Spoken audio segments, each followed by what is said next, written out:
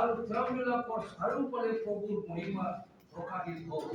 যাতে তেওঁবিলাকৰ অতিশয় ভয় লাগিল, কিন্তু দূতে তেওঁবিলাকক ক'লে, ভয় নকৰিবা, কিয়নো চোৱা, যি শুভ বাৰ্তা সকলো লোকৰ নিমিত্তে হ'ব, সেই মহা আনন্দৰ শুভবাৰ্তা মই তোমালোকক জনাম যে আজি দাউদৰ নগৰত তোমালোকৰ নিমিত্তে ত্ৰাণকৰ্তা জন্মিল।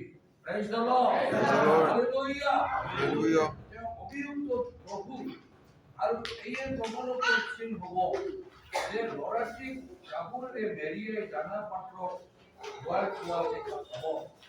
এতিয়া অকল মতে বাহিনীৰ এক বিপদ দলে এই উৰ্ধ্বলোকৰ ঈশ্বৰৰ মহিমা